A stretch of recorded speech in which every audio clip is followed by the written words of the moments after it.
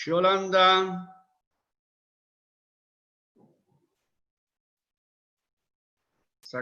Activa tu micrófono. ¿Cómo está, padre? Vos sos de Camposanto, ¿no? ¿Vos sos de Camposanto, Yolanda? No, de Farcito. Ah, de Alfarcito. Sí. Padre Marcos.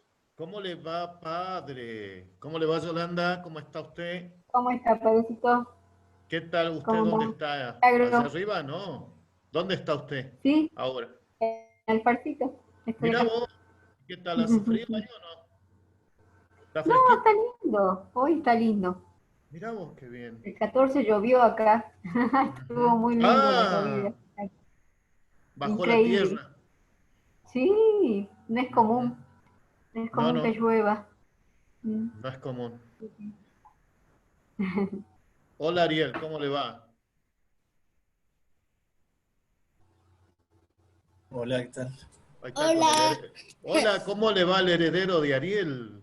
¿Cómo Bien. está usted? Hola, mira, ya casi me quiero hacer los pelos con la No, qué cantidad de pelo que tenés. Mira, yo no tengo ninguno. Si no me bañé yo. Ah, bueno, me alegra. Sí, Qué padres, ¿no? sí, qué padres descuidan sus hijos. ¿Cómo le va, padre Luis? ¿Cómo está Hola, usted? yo tampoco me bañé, Mira. pero nadie se ha muerto Ah, de ruña. Así que porque, no, bueno, el sábado hay que bañarse. Recién estamos a miércoles. Sí, pues. ¿Cómo va? Está el Santo Padre Mariano, Gabriela, ¿Qué tal? Nélida, ¿cómo le va Nélida? Maxi, Fabiana Cantilo. No. Claudia, ¿cómo te va, Claudia? a ver. No le Todavía conecta el no se audio. te conecta el micrófono. Ya se te va a conectar. Marianito, ¿qué Sandrita, tal? Teresa. El hombre araña, ¿dónde anda? Aquí, el hombre araña dice. Tony Parker, qué bien. Shh, que no se sepa, que no se sepa. Bueno. A ver, estamos alistando todo para transmitir. Hola, padre, ¿cómo le va? Hola, Pato, ¿qué tal? Bien, Somos varios lindo. padres acá. Y bueno, a todos. Ahí está Ariel también, que es padre. ¿Qué tal? Hola, buenas noches. ¿Cómo ¿Qué le va, tal? doña Sandra? Sandra Ramos, ¿qué tal? ¿Todo bien?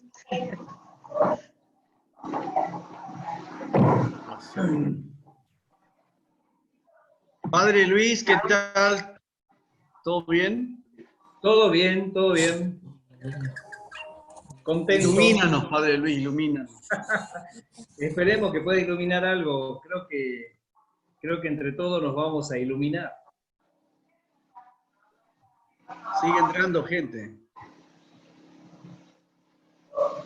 Hay alguno ha puesto la cámara y se ha ido, ha dejado las cortinas de un cuadro del Señor. Bueno. Ya saben que tienen que entrar todos con cámaras, por favor. Así se vemos. ¿Por qué? Hola, Sonia. Pancho, yo estoy prácticamente en pijama. Bueno. Deben ser un pijama lindo, seguro. Hola, buenas tardes a todos. Buenas, Hola. ¿cómo le va? Buenas noches. ¿Cómo le va, doña Miriam? ¿Qué tal? Buenas Ahí noches. está. Pancho, Rita. ¿Qué tal, Sonia? ¿Bien? Bien, gracias a Dios. Todo Feliz de controlado. vernos. ¿Eh? Feliz de vernos. Obvio. Esto es un rato de cielo, te digo, ¿eh? Mínimo. Mínimo. ¿Así va a ser el cielo? Así dice. No. Espero que mejor.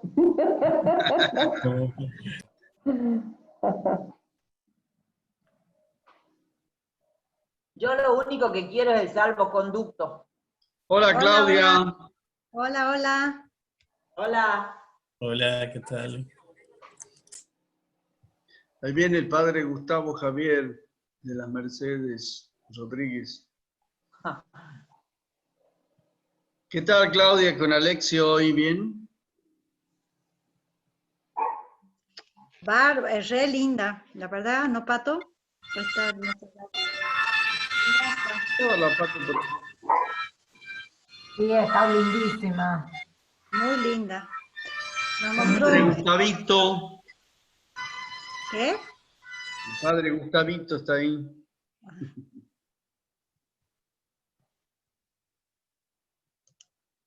Hay otro Pancho, ¿no? El Pancho Fernández. Mira vos. Se va Che, acá aparece cuando los discípulos tiraron las redes, ¿no? Al mar y dice que recogieron toda clase de peces. Toda clase de pescados. Gordos y flacos. Gordes y flaques. Ese es un despropósito. Evangélico, eso del evangelio. Eso del evangelio, ¿eh?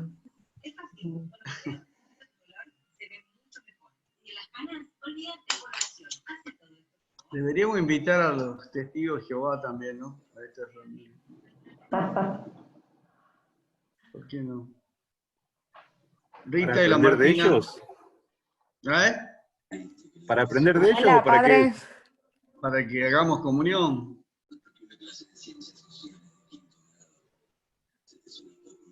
Yo les veo acá algunos caras de testigos de Jehová. Cara de infiltrados. Con otra. Está muy bien.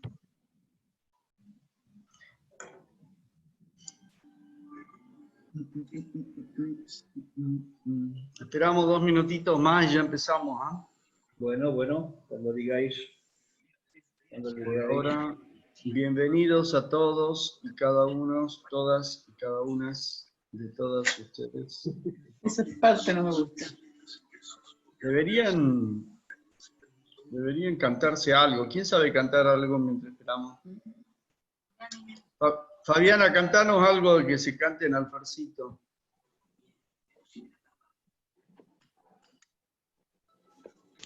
Acá hay catequista, che, catequista que no cante media catequista. ¿Eh? Ay, no. Pero yo canto horrible. Que sirve por lo menos. Si le cantás para Dios, no para el espectáculo.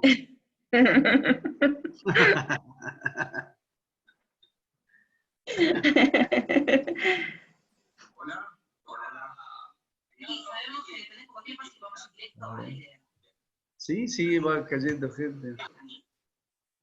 Es que alguno debe estar viendo el partido. Sí, algunos se quedaron atrapados. Ha empezado el fútbol. Partido del año pasado. Las preguntas fundamentales pasan. No, ya ha empezado la Libertadores. ¿Ah, sí?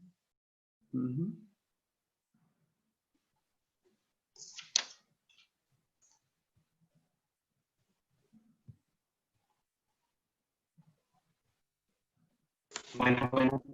Silvio Sánchez, muy bien.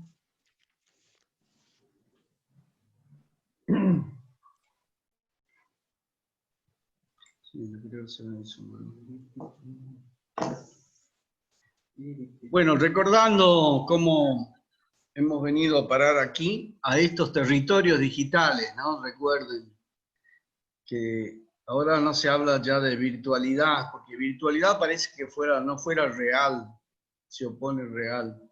En cambio, nosotros que estábamos acostumbrados a desandar los territorios geográficos, incluso para ir a la catequesis, para ir al templo, en fin, ahora desandamos los territorios digitales y los queremos habitar. queremos habitarlos e impregnarlos, así como los discípulos fueron mandados a los confines del mundo. No sabían, ¿no?, qué le decían. Cuando Jesús les dijo los confines del mundo, ¿no?, a todas las criaturas, no pensábamos en esto, ¿no? No se nos ocurrió. Bueno, entonces, ahí está saludando. Recordamos que primero hicimos una presentación general sobre el documento de la Pontificia Comisión Bíblica, que es el hombre, primer documento oficial integral, nos recordaba el padre Gustavo Rodríguez, una presentación general del método, de los acentos que se va a poner, y después con el padre Marcos también repasábamos un poco, junto a la lectura que ustedes hicieron previamente, el capítulo 1, el ser humano creado por Dios, el ser humano hecho de barro y el aliento divino en el hombre. Los dos aspectos que resalta la antropología unitaria bíblica. Y seguramente iremos desandando más cosas. Sería interesante que vayan anotando preguntas, acentos, ecos, comentarios, así lo habitamos a este espacio y generamos un vínculo de verdadera comunidad. Nunca hemos pensado esto, que ya les digo, para nosotros es una gracia de la fraternidad sacerdotal, de 4 o 5 curas que estamos reunidos, y hemos querido compartirla con los miembros de nuestra comunidad, catequistas, dirigentes, personas activas en nuestras comunidades. Es un documento que tiene mucho sabor, muchos matices, y que seguramente nos ayudará a impregnar de la pastoral bíblica y también de llenar de lo bíblico todas nuestras actividades en la parroquia. Hoy nos acompaña, dando lo mejor de sí, el padre Luis Pastrana. Luis Alberto somos, ¿no? Nombre de telenovela mexicana. Padre Luis Alberto me confiesa. Sobre el ser humano en el jardín.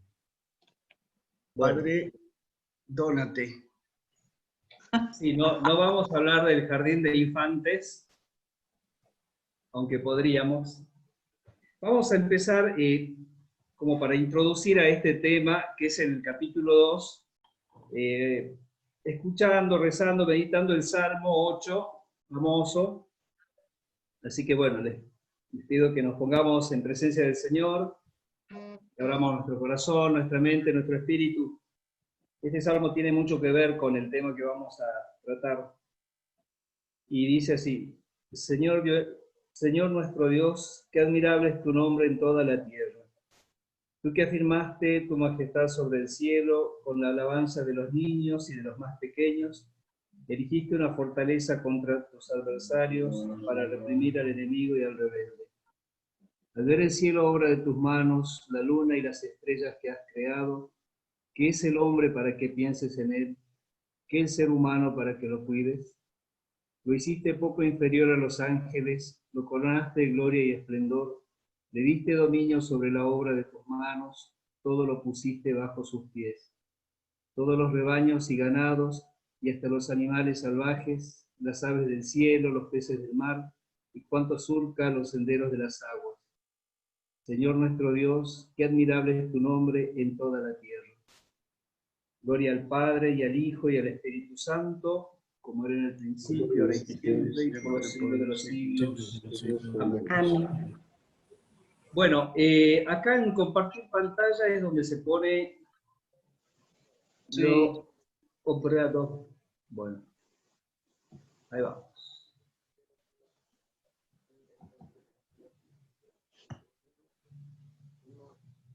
Ahí se ve, ¿no es cierto? No importa que no se vea todo, porque tampoco es que sea gran cosa.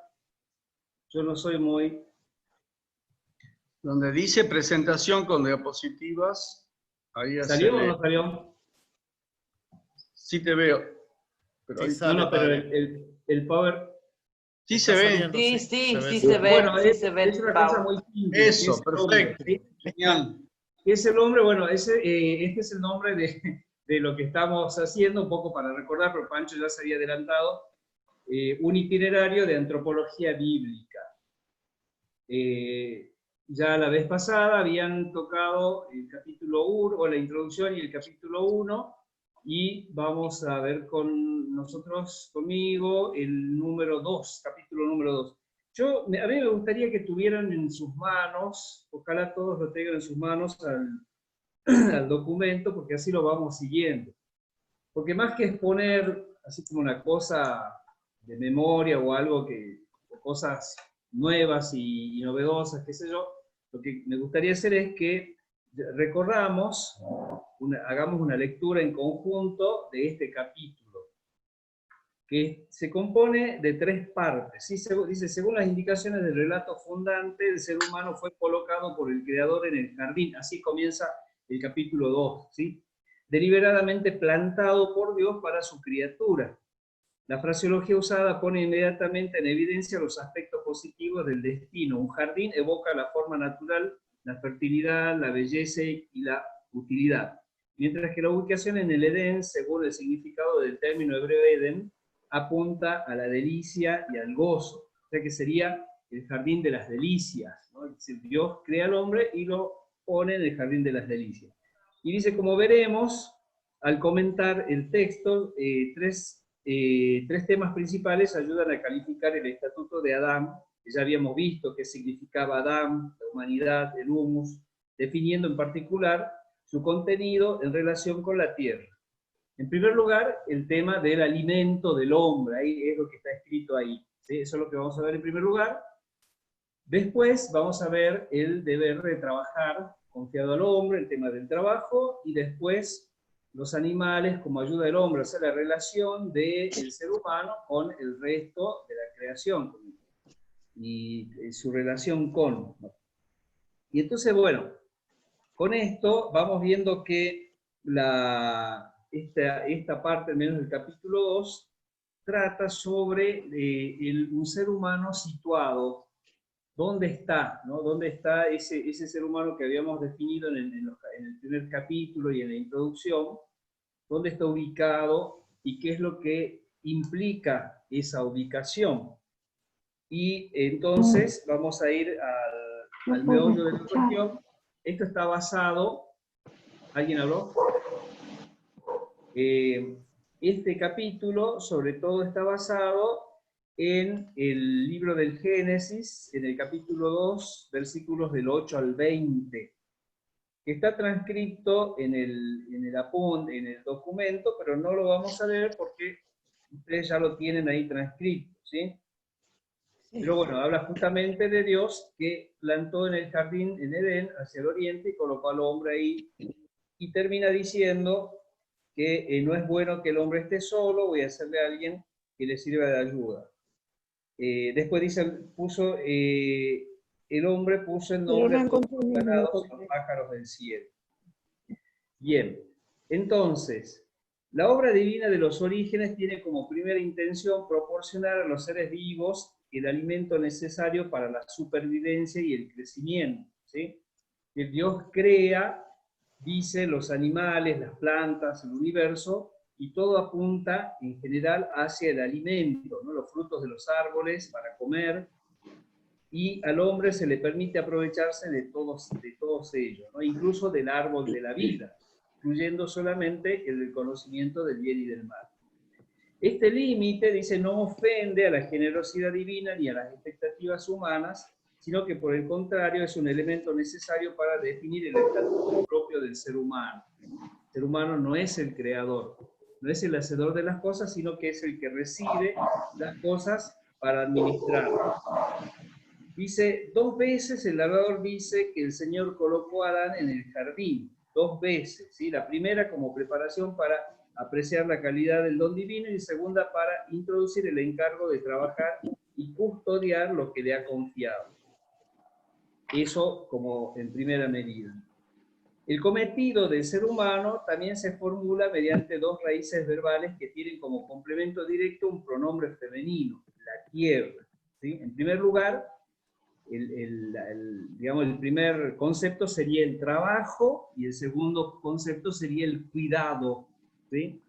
Dios pone al hombre en la tierra y le encomienda la misión de trabajar y de cuidar, de custodiar, ¿no? Dice, acá pone, transcribe incluso los términos, dice abad, expresa la tarea de trabajar, y samar, que pertenece a la terminología de custodiar, cuidar, ¿sí? Entonces, ningún elemento, dice, por el contrario, aquí se enuncia el privilegio concedido a la criatura de ser principio responsable de hacer florecer la vida. Estas dos raíces también son ampliamente utilizadas en el lenguaje del culto, ¿no? En el lenguaje religioso, estos dos conceptos de trabajar y custodiar o cuidar. Trabajar en la viña, por ejemplo, cuando el Señor llama a trabajar en la viña, significa la obediencia fundamental al mandato divino y a la vida de trabajo que es comparable a un servicio divino. Después más adelante vamos a hablar del tema del trabajo y el servicio. Pero ya acá en esta introducción va diciendo, nos va adelantando cómo esta dimensión del trabajo, esta dimensión de trabajar y custodiar, también tiene que ver con el culto, con la parte religiosa, y que implica trabajar en la viña del Señor y custodiarla. También tiene ahí un tinte ecológico. Dice, en Génesis 2 se caracteriza por un sistema expresivo distinto que comienza con lo que está incompleto e inadecuado para mostrar cómo la creación alcanza forma progresiva en su pleno cumplimiento. Lo que resulta imperfecto, de hecho, es el hecho de que Adán esté solo. Porque en Génesis 1, Dios va haciendo las cosas, va creando y va diciendo que todo está bueno. Va creando, él mismo va emanando la creación, pero en Génesis 2 tiene porque ambos relatos, ustedes saben que son dos relatos de la creación, ambos relatos se complementan, porque en Génesis 2, en vez habla de la creación como hacer aquello que falta, ¿no? Aquello que está carente, ¿no? Por eso también dice que resulta dice, está incompleto e inadecuado para mostrar cómo la creación alcanza de forma progresiva su pleno cumplimiento, ¿no? A partir de aquello que está faltando, que Dios ve que está faltando. También ahí el documento habla de un adjetivo solo, y dice que si se le atribuye a Dios indica la condición de único y salvador, y si se le atribuye al hombre indica una condición de aislamiento, impotencia. Entonces dice, bueno, eso se va adelantando al hecho de cuando dice no es bueno que el hombre esté solo, ¿no? En el capítulo 2, ¿no? Habla de la carencia.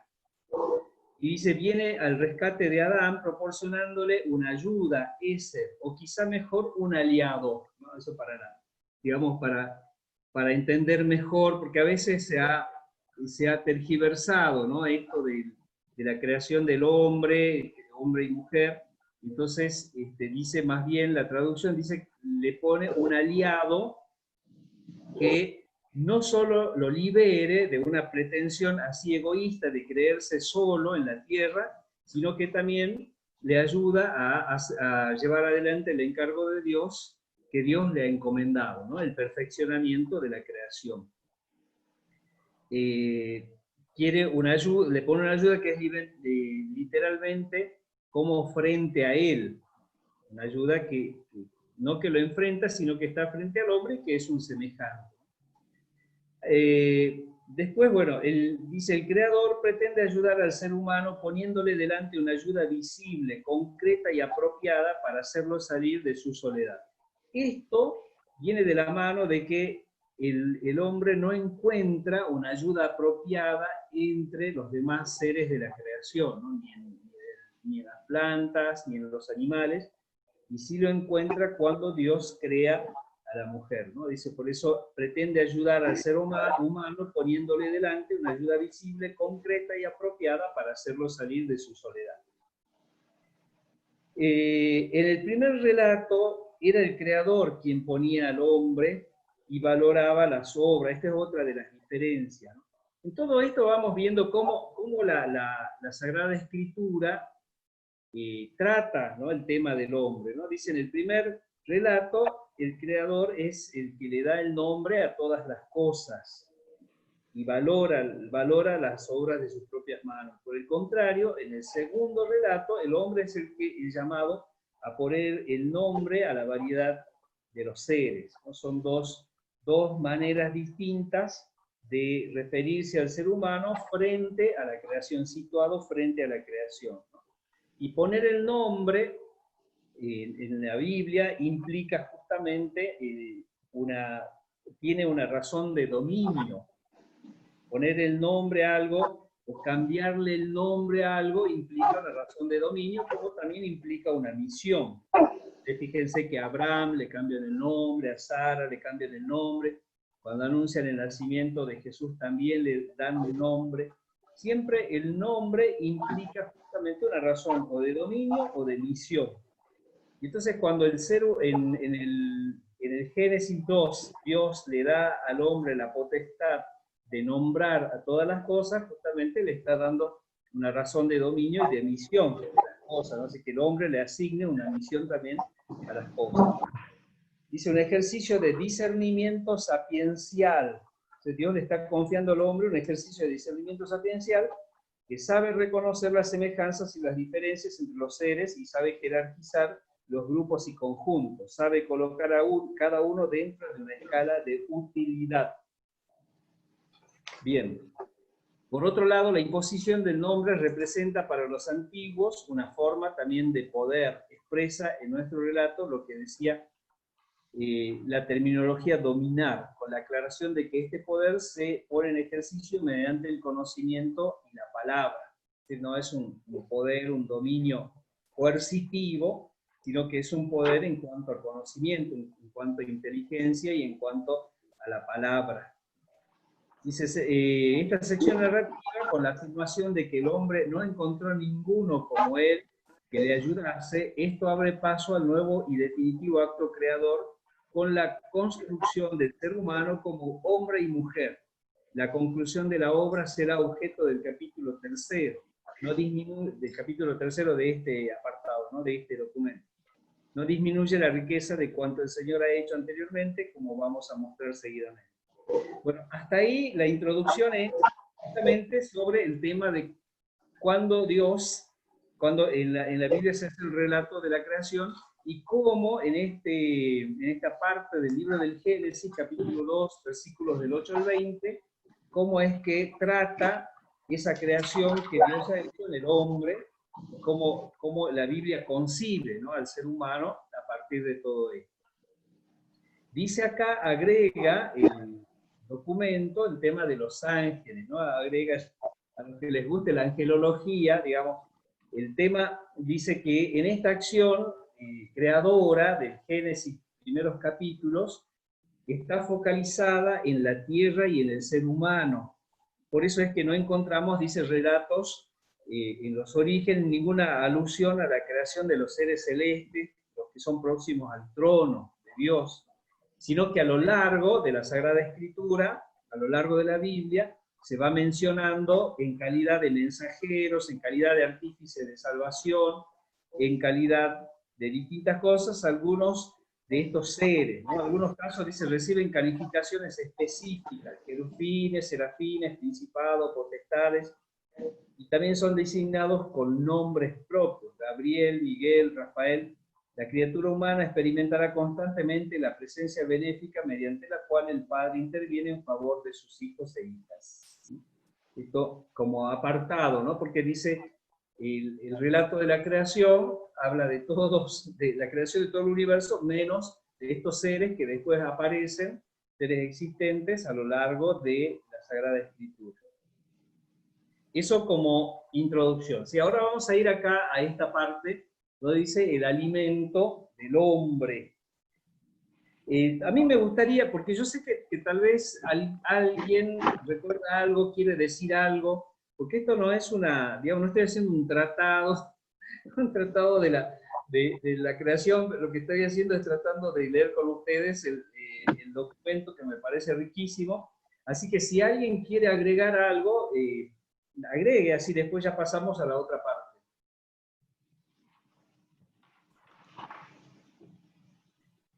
no son cosas extrañas a nosotros, me parece.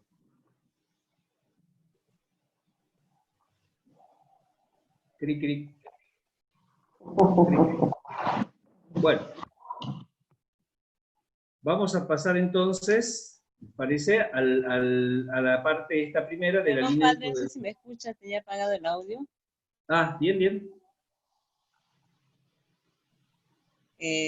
Con respecto al dominio y misión, ¿no? Que usted hablaba, que Dios le da al hombre con su nombre.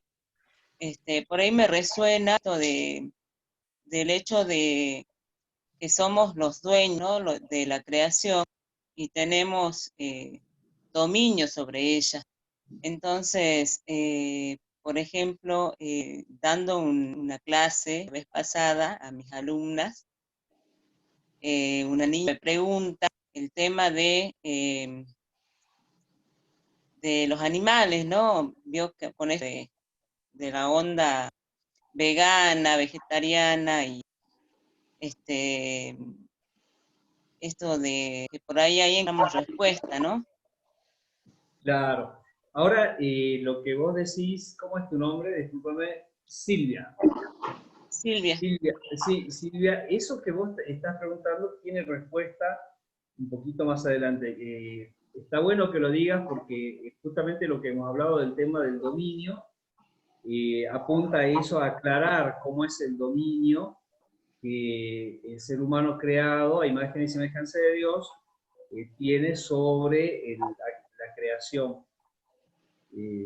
Está bueno lo que vos decís, es como un adelanto, ¿no? De lo que se viene. Bien, espero entonces, gracias. ¿Alguien más?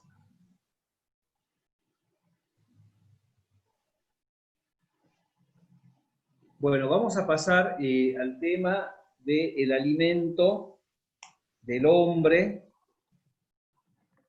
este ser puesto en la creación, puesto digamos, delante del universo, no como una cosa enfrentada, sino parte también, pero como alguien que tiene intencionalidad, ¿no? Que conoce el universo, que sabe, que puede explicar su situación. Este hombre necesita, como todo ser viviente, alimentarse, ¿no? Para favorecer su desarrollo y mantenerse con vida el mayor tiempo posible. Esto me recuerda porque a veces en filosofía se estudia, ¿no? Un poco la diferencia entre lo vivo y lo inerte, o lo no vivo, y se dice, bueno, los vivientes o los inertes crecen por juxtaposición, ¿no? Uno que se amontona ladrillos, hace una pared, bueno, crece por juxtaposición. En cambio, el ser humano o el ser viviente crece por asimilación. Es decir, y así estamos después de la cuarentena. Hemos asimilado muchos alimentos y hemos ido creciendo para los costados, ¿no? Pero justamente esa es una de las características de la criatura viviente, ¿no? Justamente de lo que vamos a hablar ahora, que dice, tiene necesidad de alimentarse, ¿sí? De incorporar para favorecer su desarrollo y mantenerse con vida el mayor tiempo posible. Y esto vale también para el ser humano, que tiene que habérsela siempre con la necesidad básica del alimento. Pero bueno, el alimento para nosotros es muy distinto, el hecho de alimentarnos, ya vamos a ver de qué se trata.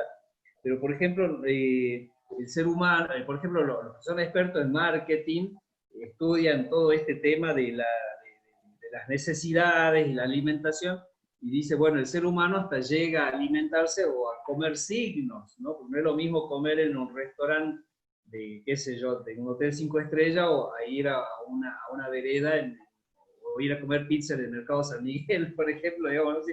Todo es signo, y dice, bueno, muchas veces el ser humano alcanza tal grado de desarrollo, tal grado de humanidad, que hasta incluso llega a comer signos, dice, ¿no? El signo visible de las cosas que hace, ¿no? Y eso aplicable a muchas otras cosas también. Pero bueno, la llamada a alimentarse está inscrita en el cuerpo y se manifiesta en el síntoma del hambre y la sed, que revelan el potente instinto de supervivencia del que todo ser vivo está dotado, ¿no? Esa es otra de las características de los seres vivos, que tienden a la supervivencia, ¿no? Esto consiste en la radical diferencia de las criaturas respecto del Creador. El único ser que posee la vida plena y perenne, por lo que no tiene necesidad de alimentarse, justamente es el Creador. Y dice, los dioses paganos, acá hace la gran diferencia, a quienes se imagina como ávidos y copiosos banquetes, constituyen una imagen impropia de la divinidad, porque los dioses paganos más bien crean al ser humano, digamos, haciendo una cosa, una mirada amplia de la mitología, podríamos decir, los dioses paganos crean al ser humano para que lo alimenten, para servirse de ellos, ¿no? Y el ideal de los dioses es tal vez el gran banquete donde comen hasta reventar. En cambio, el ideal monoteísta, el ideal bíblico es exactamente al revés. Dios no tiene necesidad de alimentarse y menos tiene necesidad del ser humano. Es todo lo contrario. Él es el que alimenta al ser humano, es el ser humano el que tiene necesidad del alimento de Dios, ¿no? Y por eso el alimento humano es distinto al resto de la creación, ¿no? El ser humano, debido a su condición estructural de indigencia diaria, necesitado de comida y bebida, el ser humano se parece en eso a los animales.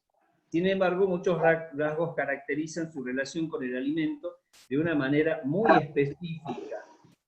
¿Sí? En el libro del Génesis, Dios pone a los animales y les pone las plantas y pone un montón de cosas para que ellos se alimenten de eso de manera materia prima, digamos, ¿no? A lo materia prima. En cambio al hombre le entrega semillas, le entrega los árboles frutales, es decir, le sugiere así indirectamente a los hombres que estarán llamados a sembrar y a cosechar, alimentándose así no solo del producto espontáneo de la tierra bendecida, sino también del fruto de su propio trabajo, con lo cual ya hay una dimensión de dignidad, ¿no?, en el trabajo.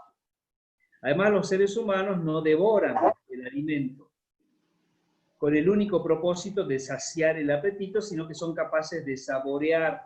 Por eso se aplican con destreza para elegirlos, prepararlos y gustarlos, ¿no? Hoy en día la comida gourmet de moda, porque el ser humano llega a una especialización muy alta en este tema del alimento, y llega, digamos, a seleccionarlo y a degustarlo.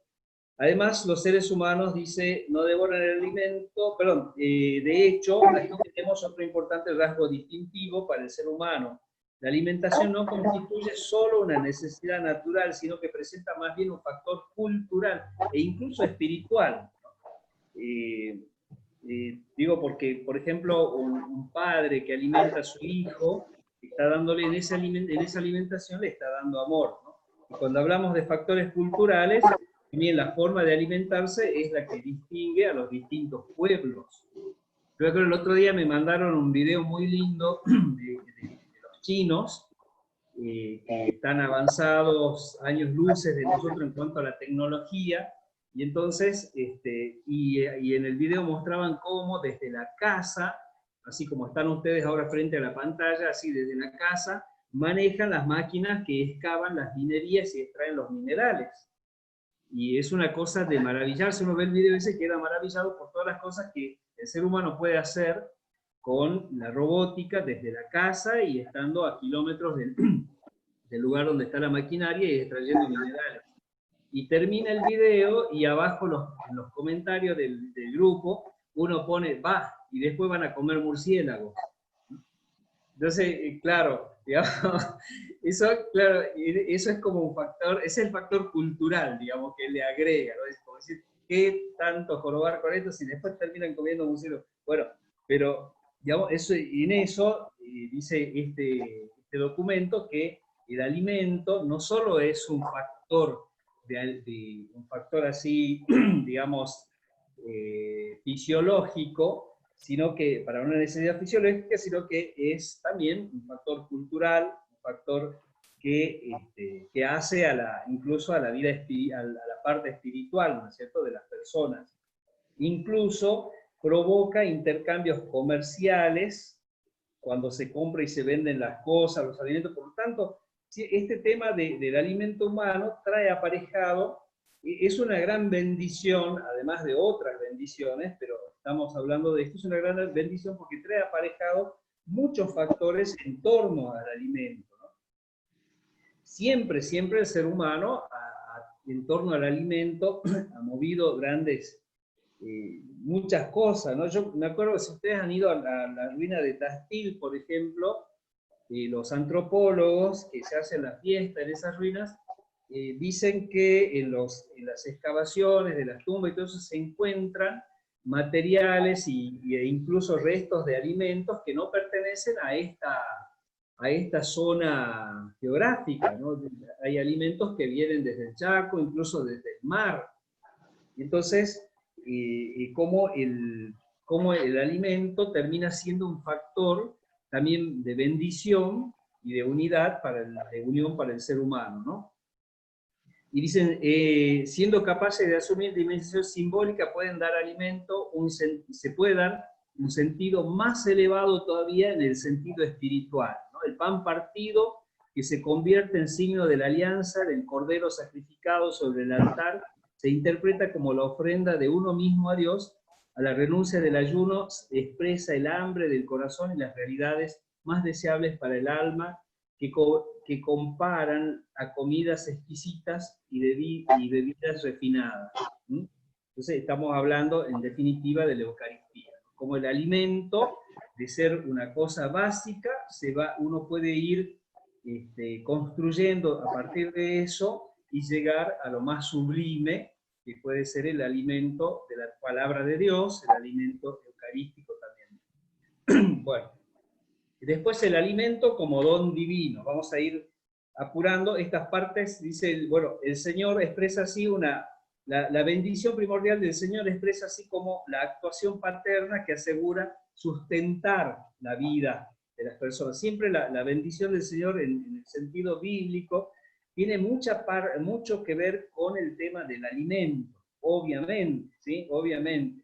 La historia narrada a continuación, en la misma Torá, aparece, sin embargo, contradecir a primera vista la afirmación generosa de la liberalidad divina, puesto que en realidad el ser humano experimenta más bien hambre y escasez de alimentos. O sea, se habla de la alianza de Dios con la humanidad y con su pueblo, en la cual le promete prosperidad, etc. Pero dice, después de eso, pasado eso, es como que todo vuelve a cero, aquí no pasó nada. Dice, ¿por qué? Porque hay momentos de mucho hambre en la historia bíblica, ¿no? Dice, por ejemplo, cuando, digamos, el momento que se desarrolla después del pecado, por ejemplo, cuando los padres transgrediendo el mandamiento divino, viene justamente la consecuencia consistirá en la maldición del suelo, con dolor y fatiga para procurarse el pan para comer, ¿no? Después, un segundo momento, sería cuando la Torá narra los acontecimientos de la historia patriarcal. Vivían con hambre, estaban en la estepa, después entraban a la tierra prometida, había hambre, y bueno, y en medio la promesa. ¿Qué pensaría, no? Esta gente, toda una promesa de prosperidad y todo eso, y llegaban y había hambre, ¿no? Había sequías y todo eso. Pero ellos dicen, no lo veían como un castigo, sino más bien como una oportunidad para la sabiduría y la benevolencia desplegadas ahora por parte de los seres humanos en favor de otros. Resultan, dice, los patriarcas, a causa de la sequía en la tierra de Canaán, deben bajar a Egipto. Los habitantes de esta tierra extranjera, tal como dice en el libro del Génesis, resultaban bendecidos o maldecidos en la medida en que acogían o dañaban al forastero. En la historia de José hay una situación de angustia que puede transformarse en una ocasión favorable. La ocasión de angustia es la ocasión, en primer lugar, la de José como esclavo. Pero dice una situación de angustia que se transforma. El sabio, ante toda esa situación de angustia, lo transforma él en sabio. El sabio, ante todo, sabe aprovechar los años de prosperidad. Él demuestra su sabiduría cuando él es nombrado casi faraón de Egipto y hace acopiar en los graneros el trigo para las épocas de vacas flacas, como decimos, ¿no? Tomado de ahí la expresión de la misma Biblia, ¿no? Preparándose para los tipos de vacas flacas. Y a causa de su sabia previsión, con el ahorro en el consumo y con la recolección de la cosecha de los graneros, se convierte en el protagonista providencial de la historia familiar y nacional de Egipto.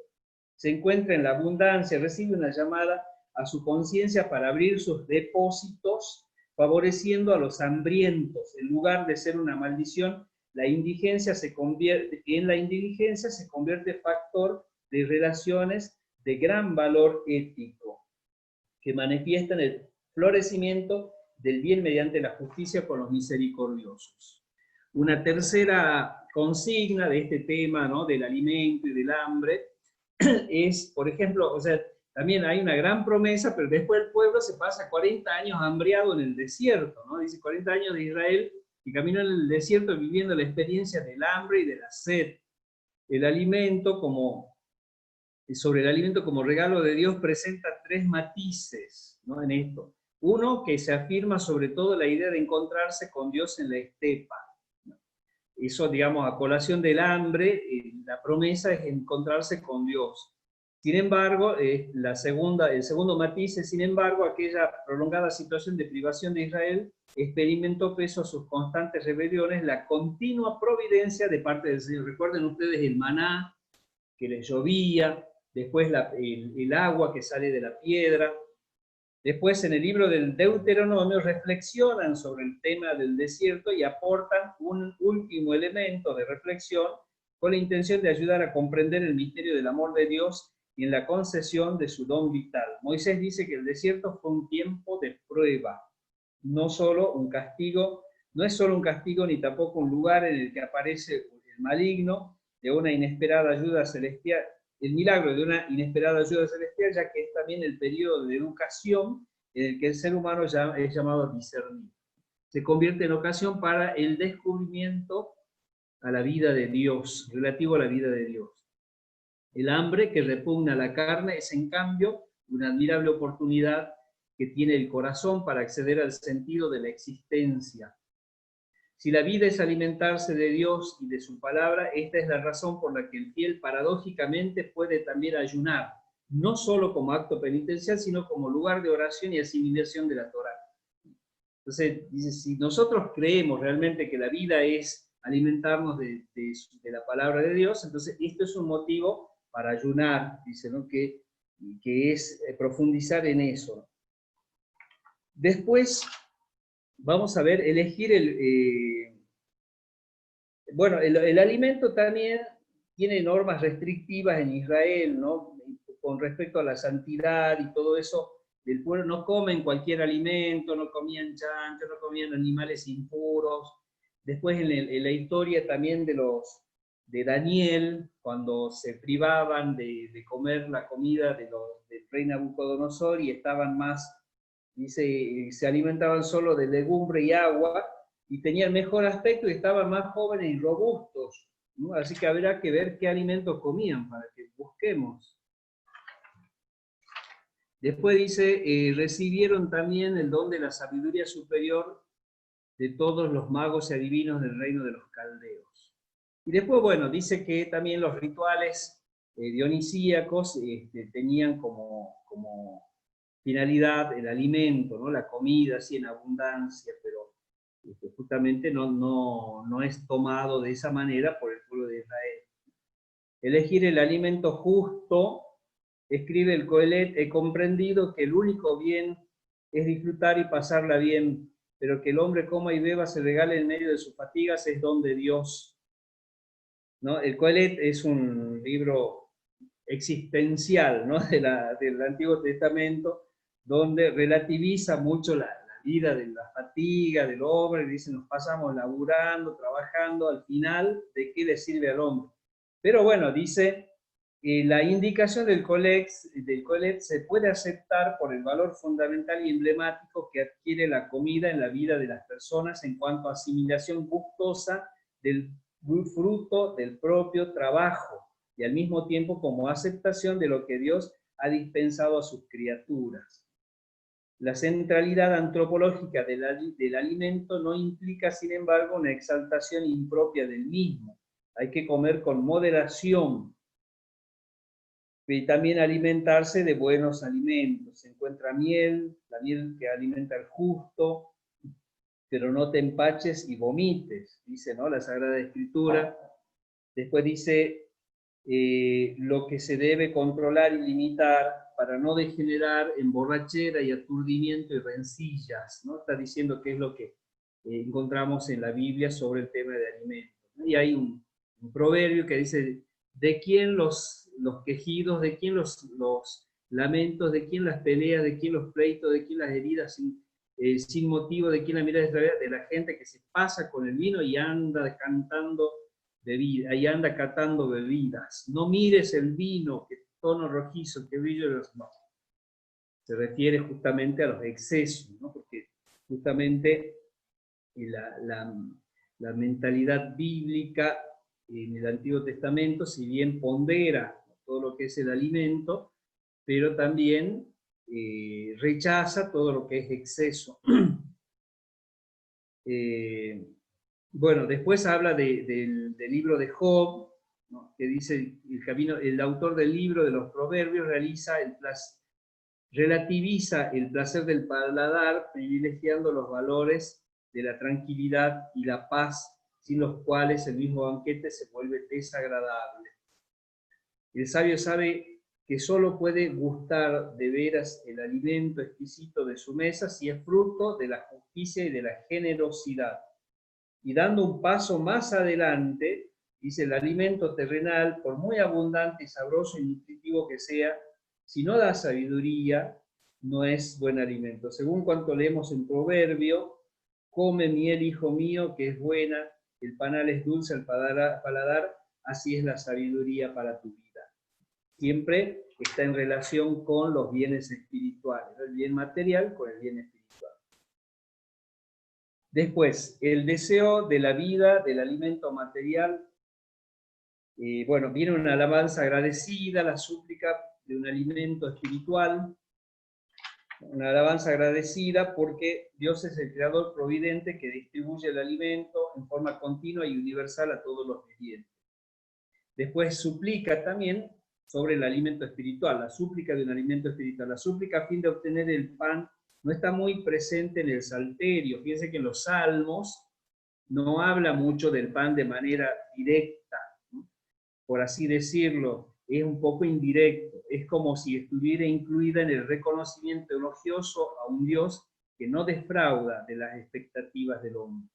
El Señor es un pastor que se preocupa por su rebaño, por propia iniciativa lo conduce a verdes praderas y a fuentes tranquilas, y como el amo de la casa prepara la mesa para sus huéspedes, ungiendo con perfume su cabeza y ofreciendo a todos una copa rebosante, ¿no? Los salmos tratan así a Dios y no tienen así como tema puntual el alimento, la comida. La aspiración de la saciedad en la vida plena se extiende y, apoyándose en las tradiciones sapienciales, orienta la súplica hacia el don espiritual, hacia Dios mismo, hacia una palabra y su presencia. Quien sufre traga lágrimas en lugar de pan. Se dirige al Señor diciendo, mi alma tiene sed de Dios, del Dios vivo. ¿Cuándo entraré a ver el rostro de Dios? Bueno, acá se refiere justamente a la súplica, ¿no? que se hace. Hay súplicas en los salmos que son indirectas, y después hay súplicas en otras partes de la Biblia y en los salmos también, que son súplicas referidas a la comida, pero de manera, hasta podríamos decir, indirecta, cuando dice, mi alma tiene sed de Dios, o las lágrimas son el pan de mi pan, o cuando dice, como busca la sierva las corrientes de agua, así te busco, Señor mío. Después, más adelante, los profetas llaman a compartir y anuncian el banquete escatológico, ¿sí? Dice, la extensa literatura profética retoma indicaciones de la Torá, actualizándolas en lo concreto en la historia de Israel. Asume también la sugerencia de las tradiciones sapienciales y seculares, no como simple consejo, sino más bien como fenómenos sometidos al irrevocable juicio divino. Eso los profetas, ¿no? Y dice, el relato profético, claramente marcado por el don representado por la entrega a su pueblo por parte del soberano del mundo, la tierra es buena, los recursos, rica y en toda clase de recursos, se caracteriza por, en particular, las viñas.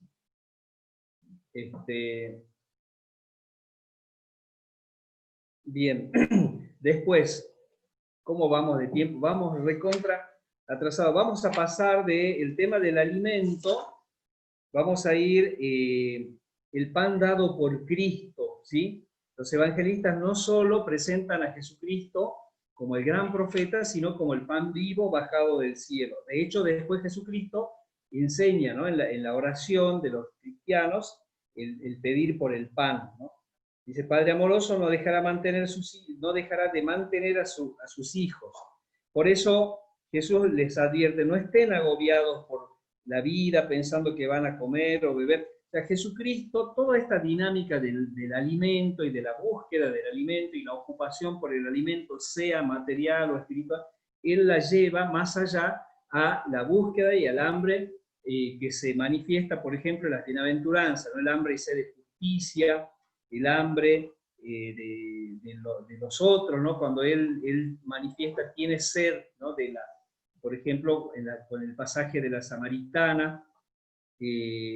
Después, por supuesto, él hace alusiones al tema escatológico en el hombre rico, que proyecta construir graneros y después se queda sin nada porque muere, ¿no? Después la parábola del juicio final habla justamente del hambriento y del sediento. Todo ello llevado ya a una plenitud en Cristo, ¿sí? La perfección que coincide con el camino hacia la vida plena consiste en ofrecer todo lo que se posee en un acto de amor, como lo hizo el Señor Jesús. El símbolo sacramental de su donación total es la ofrenda del pan para comer y el vino para beber, en cuanto entrega de su vida para la vida de los suyos.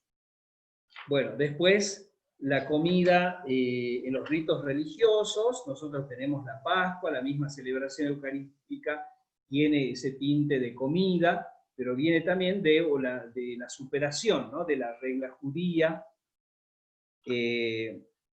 También se habla de la práctica del ayuno, Jesús habla de la práctica del ayuno, y dice, banquetear no es solamente entenderse como una mera satisfacción de los sentidos. El maestro indica cuál debe ser el espíritu del banquete. Es sano solo cuando expresa generosidad y gratitud del corazón a Dios. La novedad más significativa aportada por Cristo es la del memorial perenne de la muerte, de su muerte, que debe actualizarse comiendo pan y bebiendo vino, en conformidad obediente con su mandato. Después, en general, nosotros hemos visto que el Señor, muchos de sus obras y de sus palabras importantes siempre ha sido en torno a una mesa, ¿no? Bueno, y después el alimento espiritual que viene a darse en las comidas de las primeras comunidades cristianas. Han pasado mucho hambre también las primeras comunidades cristianas, tanto que incluso Pablo tuvo que hacer una colecta, pero bueno, todo eso era, como en el Antiguo Testamento, motivo de crecimiento en sabiduría y en presencia de Dios. La vida comunitaria se desarrollaba en el sentido en que se compartía todo, y cuando no se compartía algo, eran recriminados por los mismos apóstoles, y también se exhortaba, como San Pablo, a trabajar por el pan. Que no trabaja, que no coma, decían.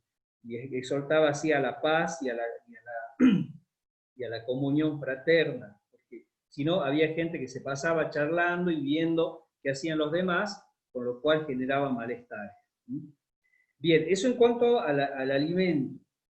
Y me quedo re corto, no sé, Padre Pancho, si tenemos tiempo de más, porque viene el deber del trabajo y los animales como ayuda del hombre, que todo tiene que ver, quedan dos partes largas, ¿no? Sí, sí. En todo caso, vemos el próximo encuentro de proponer. Quizás sería interesante que si la gente tiene alguna pregunta, no solo de lo que el padre haya dicho, sino de lo que habíamos comprometido de la lectura previa del capítulo, para poder participar sobre estos aspectos. Si no, yo les elaboro unas 3, 4 preguntas de lo que viene, como para que sean guías de lectura y listo, entonces no atrasamos las cosas. Bueno. Bueno, yo preparo esas preguntas y se las mandamos en la semana. Ahora, ¿tienen Bueno, alguno? pero si alguien tiene preguntas ahora, no sé, Padre Marcos, ¿me ayudas? No, está todo bien. La pregunta que tengo es si el padre quiere hacer un video, así lo subimos a YouTube y con lo que falta. No, eso decía, sí, puede ser un video, está bien, tenés razón, puede ser un video. Tenés razón, sí. Voy a hacer un video entonces con lo que falta. Dale. Y si me puede prestar uno de esos libros que tiene atrás que parecen que están buenos. No, esos fueron comprados por Metro para cubrir la biblioteca. Por el color, para que queden bien. Pido la palabra. Bueno, esa voz. Ahí pido la palabra, si pueden dejar de compartir la pantalla. Ah, sí. Ahora. Ahí va. Ahora Ay, sí. qué lindo, se ve a todos. Ah, hermoso. Gracias, Padre Luis. Hay una pregunta que hizo Silvia acerca del tema de los animales, que sería lo que también está como tercer punto. Sí. Y quisiera decir algo ahí, a ver si puedo compartir la pantalla. ¿Se puede compartir, Padre Pancho, no, la pantalla? Sí. Pues. A ver ahí. Ahí creo que se ve. Sí. Silvia, después seguro el Padre nos va a dar algunas preguntas para que nosotros podamos leer esa parte de este texto que está muy bien desarrollado por el tema bíblico y se ve cómo los animales son un don de Dios, ¿no? Dentro de la creación, que es como el Génesis lo plantea como una puesta en escena de un teatro, digamos así, ¿no? Y dentro de esa puesta en escena los animales tienen también su función y su rol, ¿no? Es muy interesante cómo lo plantea el documento ese punto. En base a lo que usted preguntaba, ¿no? O acerca de estas preguntas de los alumnos, decía usted, que le plantean estas cuestiones de los animales, también sería bueno cruzar datos, este documento con lo de la Laudato Si del Papa Francisco, donde él habla de que los animales son un don y que de algún modo las especies animales ayudan al ser humano a crecer en sus capacidades, ¿no? En el capítulo 2 y 3 de Laudato Si está ese tema. Y también les sugiero a los que están viendo la pantalla este número de Caritas Veritate, mientras lo escuchaba el Padre, y la pregunta, el número 48, fíjense en cómo está profundamente desarrollado con lo que el Padre hablaba del tema del alimento hoy, ¿no? Benedicto XVI, en esta encíclica, va a hablar del tema del desarrollo.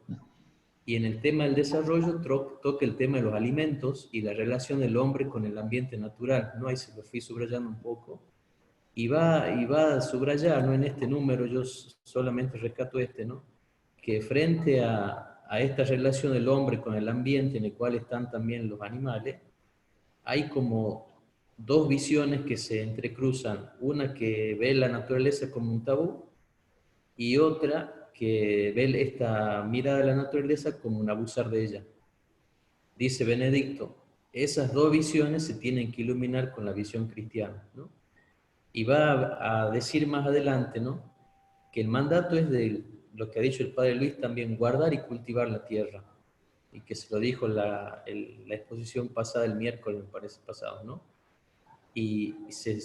Pero se debe subrayar que es contrario al verdadero desarrollo considerar la naturaleza como más importante la persona misma. Ahí saldría el tema de los animales, ¿no?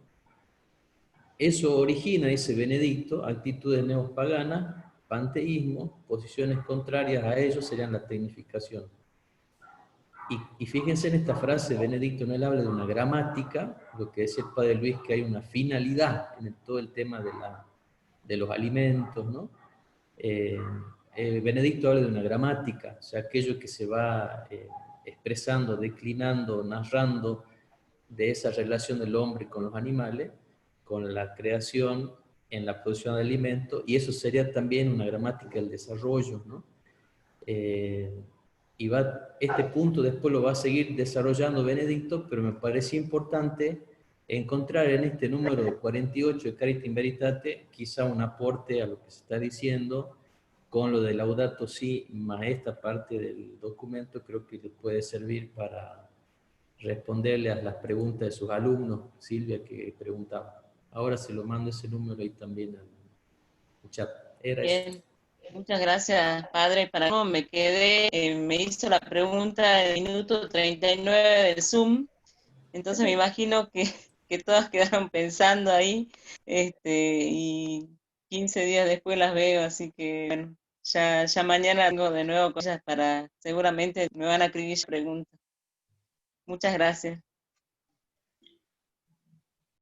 Fíjense cómo la propuesta de la vida de la fe judeo-cristiana, también en otras tradiciones, parte de las propias experiencias del hombre.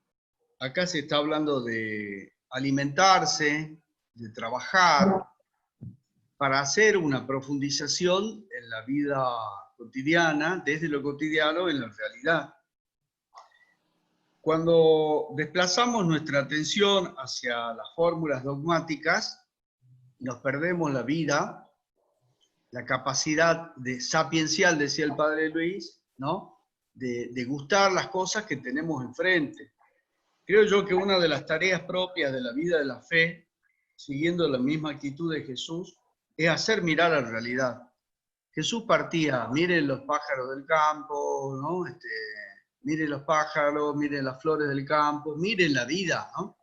Lo que hace la Escritura, y lo que nos está invitando este documento, no es solamente aprender algo que dijeron un grupo de teólogos, de cardenales, sino explorarlo nosotros mismos, hacer lo propio en la mirada contemplativa de la realidad, sapiencial, de sapere, de gustar, gozoso.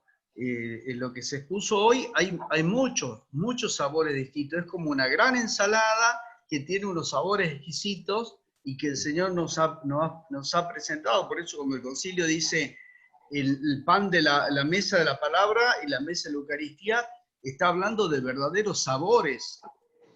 Pero eso no es una cuestión de un recuento de dogmas, sino de gustos que nos atraviesan humanamente. Y cómo se parte desde el alimento, la necesidad del alimento material, la vida humana y la fuerza humana está disparada hacia algo más, algo más. Todo en la realidad nos habla algo más. Había un poeta italiano, Leopardi, dice: cada vez que encontramos alguna criatura nos aferramos a ella diciendo es esto, es esto. Y la realidad es que cada cosa nos grita no es esto, impulsándonos a algo más. Creo que esa es la tarea, ¿no? Encontrar la dimensión sapiencial de la vida. Me gustaría que alguien diga alguna palabra. ¿Saben hablar? No queremos espectadores de cura, nos gusta ver. Cintia. Buenas noches a todos los padres que nos acompañan y nos van guiando en este camino. Yo quería decir algo respecto a lo que decía el padre Luis y que completó bien, me parece, el padre Gustavo, también con respecto a la pregunta de Silvia. Esta relación que tiene el hombre con el ambiente. Me parece que es muy profundo el tema y que podríamos también trabajarlo desde el lado de no pensarnos, el ser humano, como omnipotentes de la creación, con esta palabrita, ¿no?, que dice dominio. Para trabajarlo me parece con el deber que tenemos como cristianos, en esto del ambiente, en esto del cuidado, no somos los dueños, eso, digamos, con esa palabra dominio, que nos dio tan importante esa palabra, ¿no? Para mí, en el sentido de sabernos cuidadores de esta creación, cuidadores de nuestro cuerpo, cuidadores de todo lo que Él ha creado, pero no somos los dueños como para ser omnipotentes, digamos, en el sentido de que uno hace lo que quiere con la creación, o como quiere, ¿sí? O actuar referido, bueno, a eso me refiero, ¿no? A poder saber bien cómo tenemos que actuar, qué es lo que quiere Dios que hagamos como cuidadores, y trabajar la palabra esa dominio bien, en el sentido que se refiere a la Biblia, ¿no? No darle uno mismo el sentido que uno quiere. Bueno, yo diría una cosa también, aprovechando lo que dijo Cintia, que como es Sánchez debe ser muy buena. Y digo, primero el padre Luis, él rompió así todo el hielo con el Salmo 8, ¿no? Y es un salmo que se admira de la creación. Y ha insistido mucho, y creo que también la pregunta de Silvia va por ahí, lo que decía el padre Gustavo, en que hay que saborear las cosas, ¿no? Yo recuerdo una frase que dijo por ahí que los animales devoran, los seres humanos comen, disfrutan la comida. Y entonces me parece que la clave puede estar cerca de eso, es decir, disfrutar la vida y usar de la naturaleza es asombrarse de ella, es vivirla como algo regalado, algo magnífico, hermoso, que demanda de mi parte no devorarla, sino disfrutarla, saborearla, gustarla. Y ese es un punto de encuentro que podemos tener, sobre todo ahora con tantas líneas veganas, ¿no? En particular yo soy vegetariano, pero no obligo, digamos, pero de una manera o de otra uno ve que son opciones de vida, pero que tienen que venir desde el hecho de ver la creación con asombro, como un regalo, como un don, y como algo, como usted decía, Cintia, en el cual si le ponemos nombre tenemos que hacernos responsables y cuidarla. Y está bueno eso. Gracias, Marcos. Yo quería, Cintia, ven cómo cuando se despierta la pregunta y el comentario activa la comunicación. En el número 72, casi al comienzo, nos da una pista y el telón de fondo es el siguiente. El hombre es imagen y semejanza de Dios. O sea, si el hombre entiende la creación como en un dominio arbitrario, está renunciando no solo a la creación, sino a sí mismo, como imagen y semejanza de Dios. O sea, es el gerente de Dios en este mundo. Las personas somos gerentes de Dios. ¿Sí? ¿Para hacer qué? Dice el texto así. El cometido del ser humano se formula mediante dos raíces verbales que tienen como complemento directo un pronombre femenino referido a la tierra. La primera raíz, abat, expresa la tarea de trabajar, ya de Génesis 2. Junto con el matiz de la fatiga e incluso de cierta condición servil, la segunda, samar, pertenece a la terminología de la custodia y subraya, por un lado, el deber de respetar lo que se ha recibido y por otro lado, el deber de defenderlo de eventuales daños. O sea que el texto en el original es clarísimo. Trabajar con empeño para obtener el fruto de esta creación, pero también custodia, cuidado, incluso le agrega, en esta fase del relato bíblico no existe ningún matiz punitivo, pero el hombre al reaccionar, dominando, aplastando la creación, va contra su propia identidad. Y en esto consiste el pecado, no en el daño que uno puede hacer, también en eso, sino en que uno renuncia a la imagen de Dios. No sé, Padre Luis, ¿querés decir algo vos? Sí, no, bueno, como para ir cerrando de mi parte, digo, queda claro que tenemos que entender que no se trata de un dominio despótico, sino un dominio en el sentido de Dios, en el sentido del Señor, ¿no? Y por otro lado, digo, bueno, muchos de ustedes lo deben haber leído y los que no, se van a encontrar con una marabunta de ideas y de datos, que la verdad que es como para pasarse mucho tiempo, ¿no? Y además que hay que hacerlo con la Sagrada Escritura en la mano, porque va citando, y entonces es una manera también de ir introduciéndonos en la palabra de Dios, ¿no? Para ir entendiendo cada vez más la palabra de Dios. Así que bueno, yo lamento no haber podido sintetizar más, pero es tan rico y tan lleno de cosas que se me fue el tiempo, no me di cuenta. Así que bueno, tendré que después hacer un video con el resto para que lo puedan ver, ¿sí? Bueno, desde el próximo encuentro nos encontraremos con el Padre Gustavo Javier Rodríguez y con el Padre Mariano Rojas, que están ya sintetizando y entrenándose, preparando el video. mandarnos un video, Mariano, ¿cómo estudias? Es muy descabellado. Marquito, ¿querés cerrar?